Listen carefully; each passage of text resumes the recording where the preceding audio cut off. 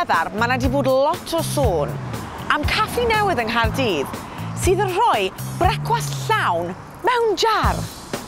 Dwi'n meddwl dwi'n mynd i ordro the meaty one.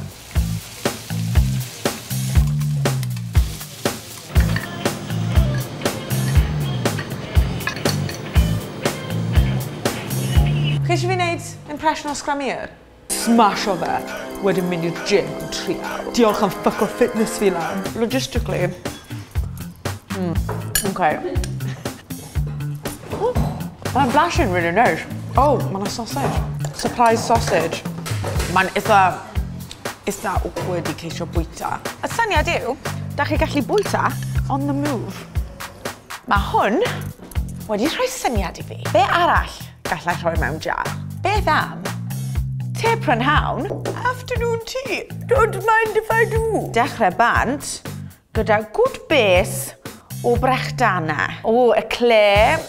Yep, mae hwnna'n gweithio'n dda. O, tyfu bach o Victoria Sponge. Diolch yn fawr. Gorfod cael tyfu bach o Welsh cake mewn fyna.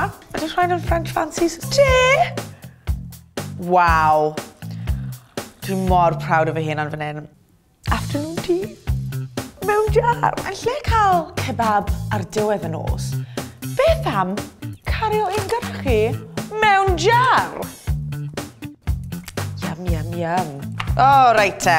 Tipyn bach o'r pita. Kebab mewn jar. Ac i orffen, cinio dydd Sul mewn jar. Fi'n hoffi Yorkshire puddings, a does na ddim Yorkshire puddings fan hyn, a mae hwnna'n siomedig. So dwi jyst yn torri lan y cig. O, mae hwnna'n edrych yn neis iawn, na dwi celwydd. Cael mam wneud y cinio dydd Sul, a wedyn, dych chi gallu mynd i fe adre. Mae'n bwysig iawn i cael y 5 y dydd. A dyn ni sgripo gyd o'r gravy mewn fyna. Dim pwynt gwastraffu. Oh. Yn bles iawn gyda hwnna. Felly, yn enw gwyddoniaeth, dwi'n mynd i trio nhw. Afternoon tea! O, mae di bod yn brywon neis.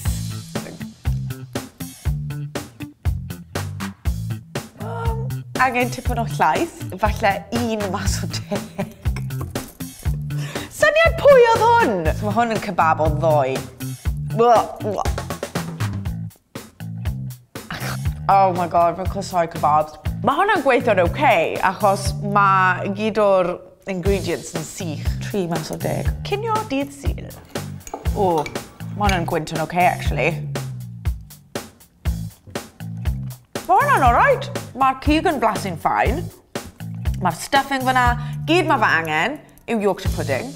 So gyda Yorkshire pudding, dwi'n meddwl mae falle 8 neu 9 mas o 10. O, cinio dydd Sul mewn mason jar. Ac gallu gweld o hwnna'n digwydd. Ydy hipster ti'n mynd yn rhy bell?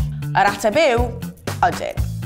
A fel rwy'n siŵr chi wedi bod yn meddwl trwy gydol y fideo yma, just defnyddiwch plats, for fuck's sake.